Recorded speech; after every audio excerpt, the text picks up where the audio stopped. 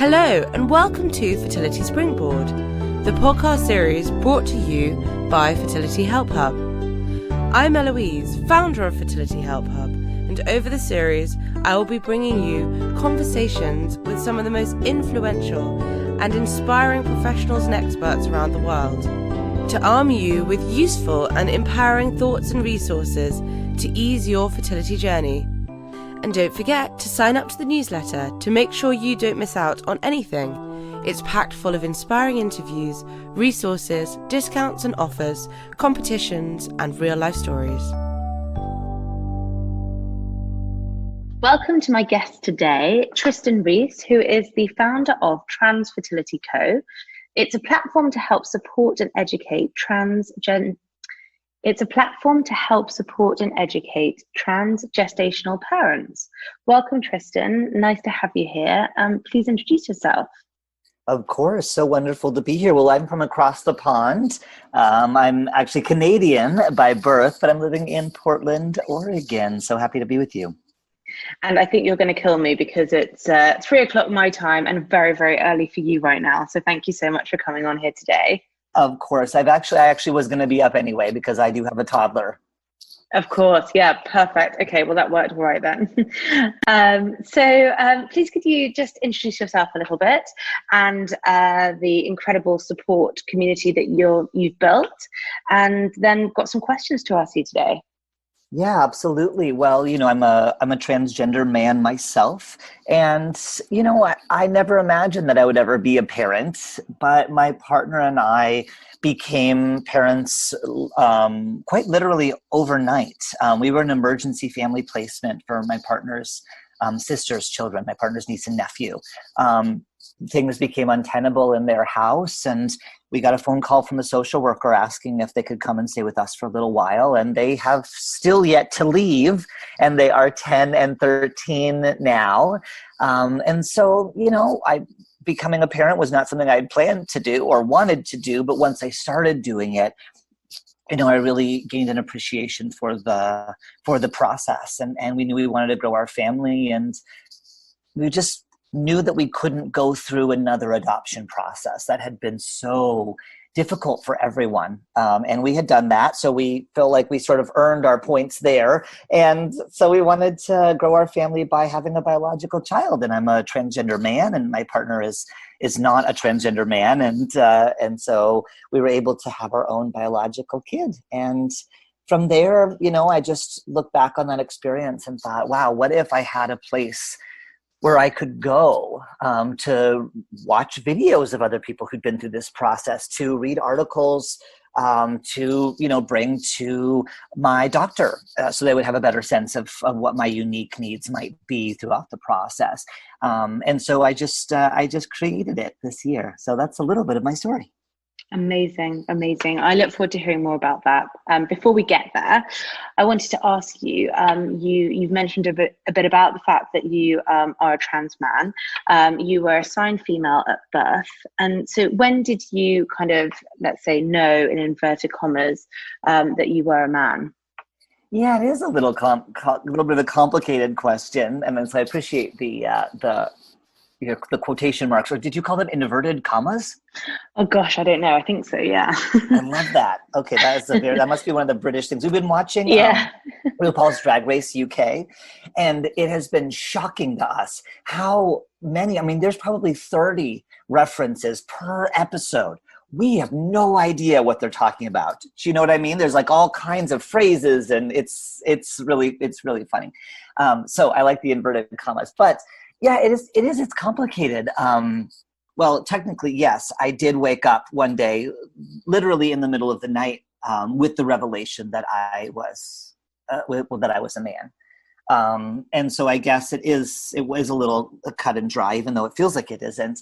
But yeah, I mean, one day I must have been 20 or 21, and it just struck me in the middle of the night. I woke up and I was like, oh my God, here's this thing that I knew immediately was true, and hadn't really been ready to deal with in my childhood or adolescence. And then boom, there it was. And so I spent, the next few years coming out to the people around me, letting them know I'm transgender, and I may transition physically. I may take steps to align my body with my gender identity, but I'd like to go by a new name. I'd like to use he and him pronouns for me.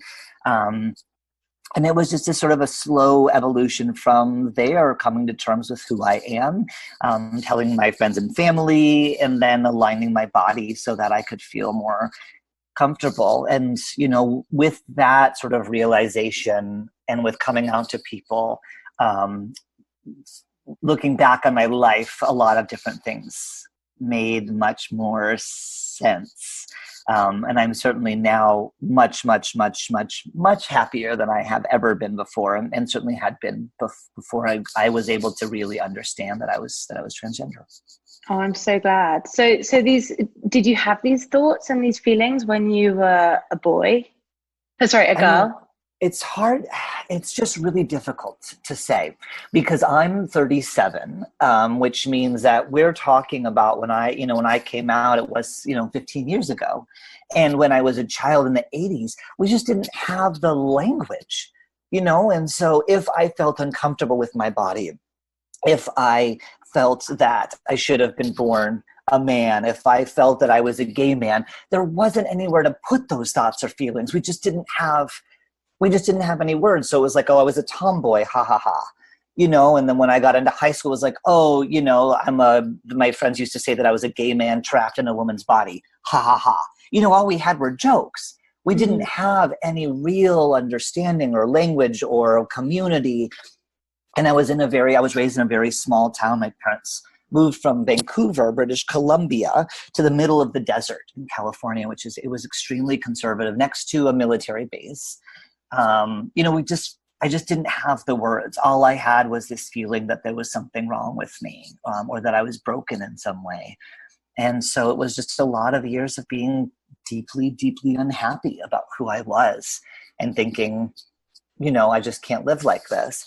And then figuring out what that thing was like, oh, this is great. I'm not broken. I'm just transgender, and there is a solution for this problem, which are words, identities, labels, communities, and eventually, for me, not for everyone, but for me, also taking hormones, to align my body with how I felt I was inside, so the rest of the world could see all of who I am, and not just, this sort of weird biological mask that I had been born wearing. Absolutely.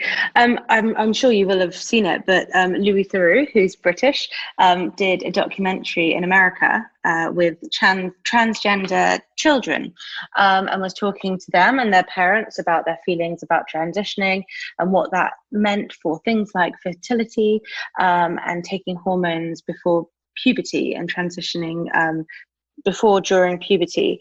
I guess for you, it sounds as though you had already obviously been through puberty by the time that you made this decision. So what are your thoughts around that? And was fertility something that had been playing on your mind? Yeah, I really can't speak to transgender youth and fertility. I'm not a doctor. I was not a transgender youth. And so, that's, I think, a really complicated discussion. There really are three things that keep me up at night, and one of them is trans youth and fertility, because we know that it is life-saving to allow a transgender young person to not have to go through a puberty that is out of alignment with who they know themselves to be. It is literally life-saving to let them do that. And we just don't know the long-term impacts on their fertility when we give them the power to make that decision for themselves. And so it's not that we shouldn't do that. We should. It saves their life. It's a known benefit versus an unknown risk. And, I think any doctor will tell you, you do the known benefit versus the unknown risk. And I just wish we had more options for them. That's it. As someone who's in the advocacy space around fertility and trans bodies, I just wish they had more options. But for me personally, when I was, 20, 21, 22, coming out, starting to transition hormonally, the internal desire to transition trumped everything. you literally probably could have told me that I had to sacrifice several of my fingers in order to transition, and I would have done it in a heartbeat. Wow. So, and I mean, I never imagined becoming a parent. As you know, the data shows that most transgender people early in their processes, early in their transitions, don't ever imagine becoming a parent. I couldn't imagine living, more than the next 2 years when I started transitioning. I just didn't see a future for myself. I just didn't. And so, I had to literally sign a piece of paper saying that testosterone was going to make me sterile. And I don't even remember hesitating before picking up the pen and putting my name to the page. I just wanted to not feel crazy anymore. I just wanted the world to see who I was. And that was more important than everything. And that's really a big reason why I've started to do the work that I do, because I want people at that stage to just be able to hit pause for 1 second and to imagine a potential future version of themselves where they are loved and where they have community support and where maybe they have a job, maybe they have a partner or partners or supportive family. I don't want people to slam the door shut and lock it when it comes to potential future family building. Absolutely. You're doing incredible things for people. So can you tell us a little bit about the sort of fertility side of things? What was the process like to have your son? Yeah. It was very, very, very straightforward. As a transgender man, I had been on testosterone for many years. And if you kind of think about it, and you've had a baby, and so you kind of already know this, but many people don't, that, when you are born with a uterus, most people who are born with a uterus are born with all the eggs that they will ever have.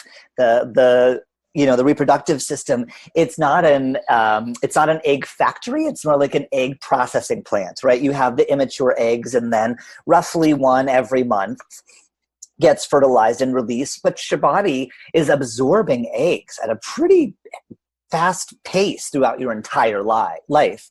And testosterone, it only hits pause on the processing plant sort of part of that whole process. It just prevents you from ovulating, if taken correctly. It doesn't prevent everyone from ovulating, but it doesn't touch the basket of eggs that are immature sitting in your body. It doesn't stop the process of the eggs being reabsorbed into your body on an ongoing basis. It just prevents you from ovulating, and thus either menstruating or getting pregnant.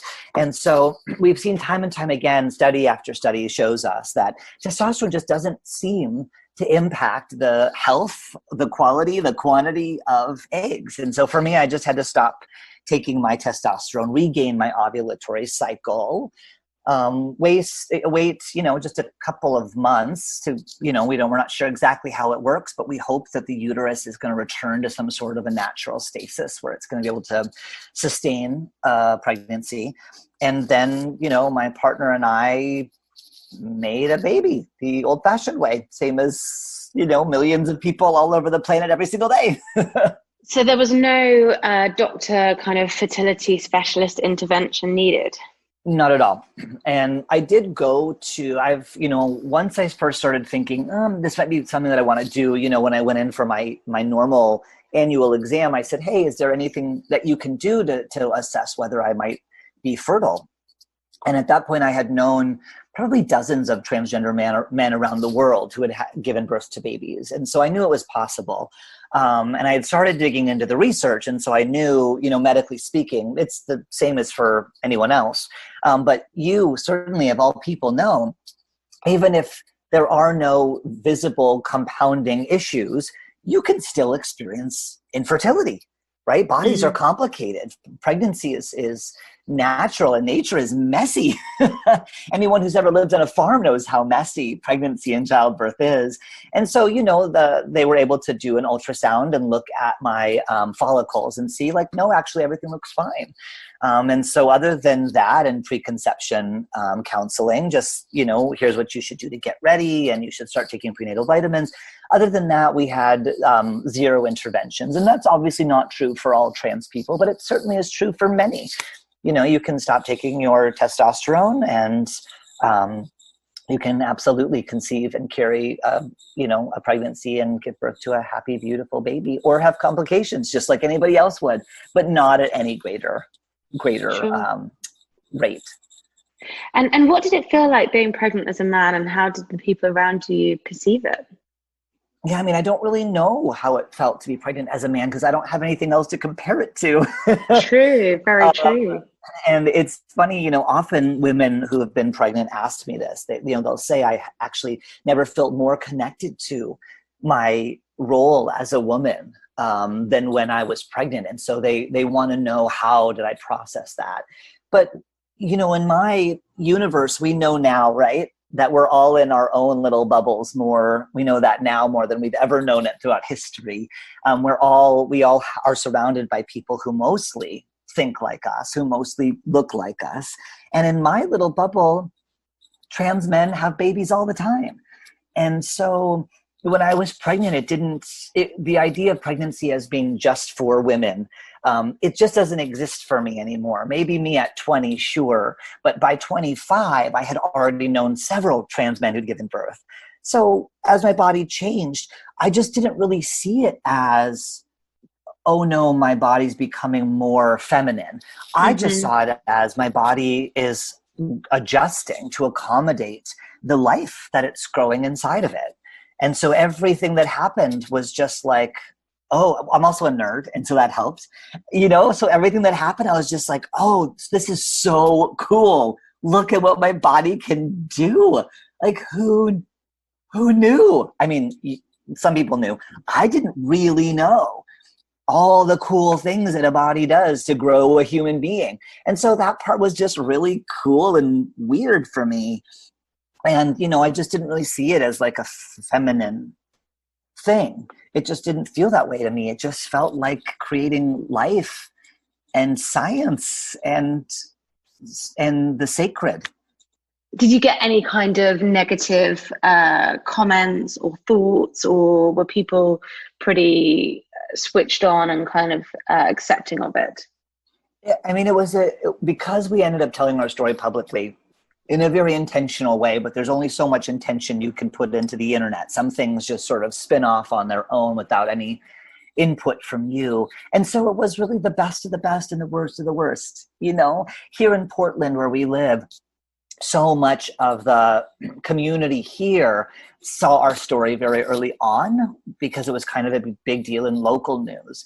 And I was pleasantly shocked because there was such a high level of support. I would just like go to the coffee shop, and then the barista would say, oh, your tea is on me. Like, I saw your guys' story on the news. Congratulations. Parents of kids in our older kids' school, they would send home baby gifts, baby shower gifts with the kids. My son would just like roll his eyes and be like, this is from Oliver's mom, and, give us a present for the baby, just because people wanted to show their support. I think they wanted to go above and beyond to kind of offset any of the negative stuff we would get.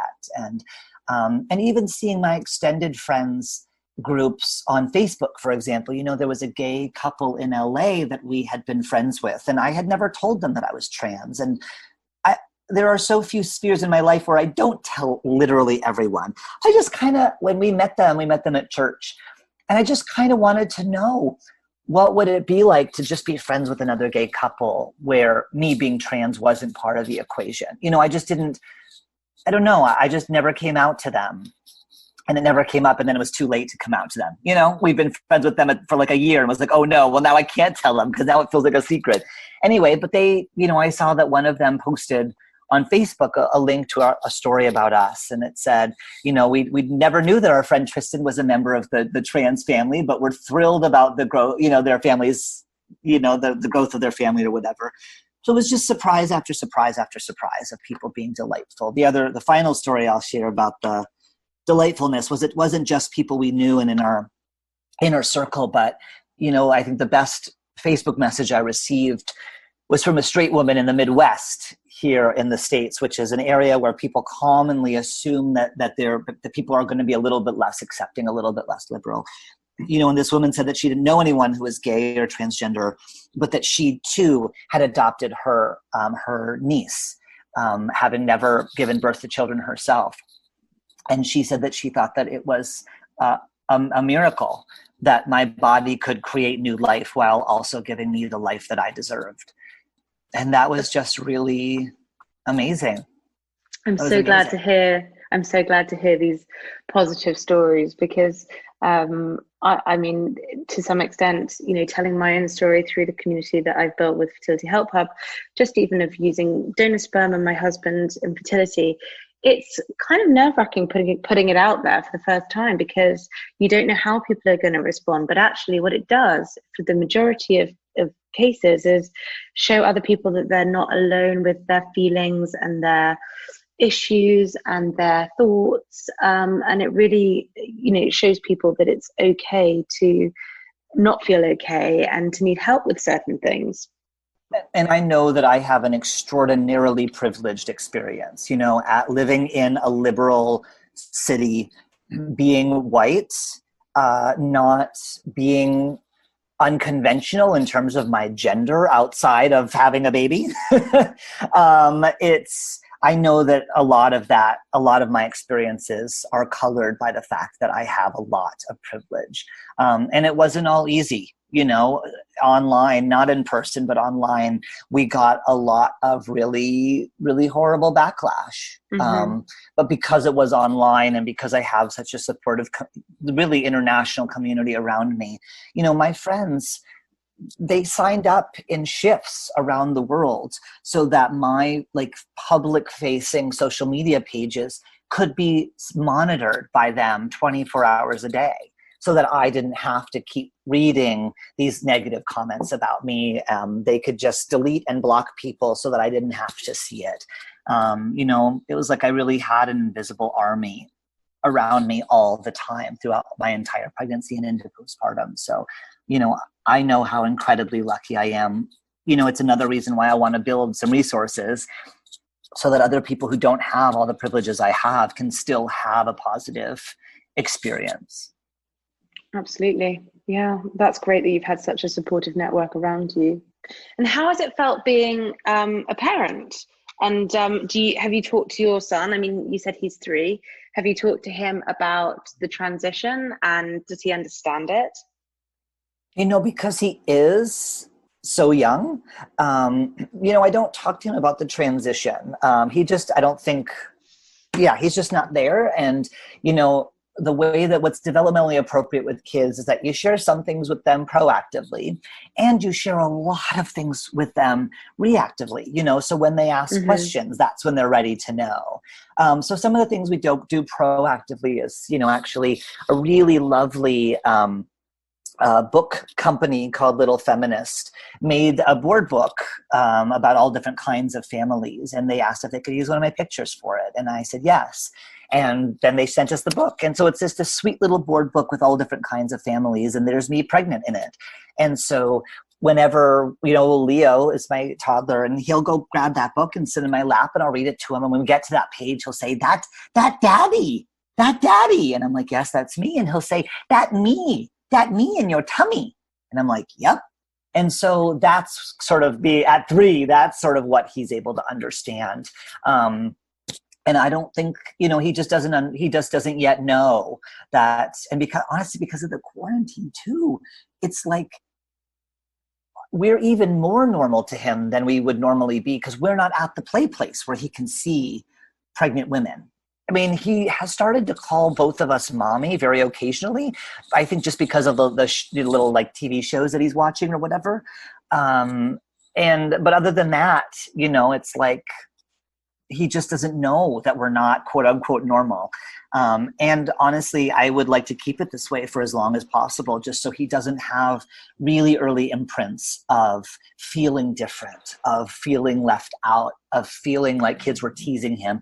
I like the fact that for this tiny bit of time, we've been able to build up his core sense of self as much as possible before he goes out into the world and has to experience a lot of what our big kids have had to experience, of kids on the playground asking, where's your mom? That's obviously, it's painful for them in a unique way that he won't have to experience. But yeah, and he asks why our bodies are different, and I just tell him, some boys are boys like you, and they have the body parts that you have, and some boys are boys like me and have the body parts that I have. Right.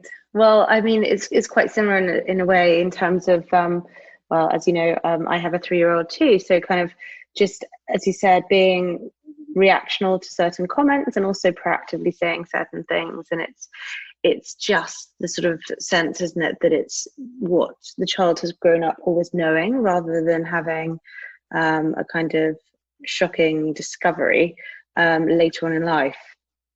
And that's really just what I tell people is what's most important is that there is not secrets. That's it. I mean, that's what the data tells us over and over and over again is just, you just can't have a situation where you sit down with your kid when they're 20 and say, by the way, we have to tell you something.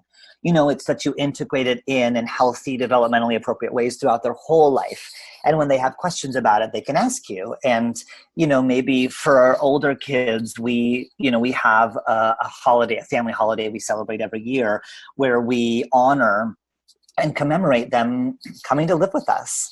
And that's a special place where they're able to ask any new questions that might have come up for them that they haven't felt there was a place to ask at any other time in the year. And, and I think that it's important to do those kinds of things, whether it's to make your own, now there's like a million companies, right, where you can just type in the kids' names and then they'll make a book that says, here's the story. And, I guess for you, it'd be like daddy and mommy needed help. And so, a kind person gave us a gift that helped us make you, whatever that is. So Exactly. Yeah, we're just so lucky to live now, having looked at some of the really poor ways that fertility and infertility has been handled in the past and learned from it. 100%. I couldn't agree with you more. So what's next for the Trans Fertility company? Yeah, I mean, right now it is, and probably will be for a long time. It's just my passion project. I don't make any money off of it at all. It's truly my act of service, I guess, to other trans people, so they can just imagine the possibility of having a family at some point and that they have the resources to be able to do it. And so it's just to continue to build the site and be really responsive. I can only build what I wish that I'd had.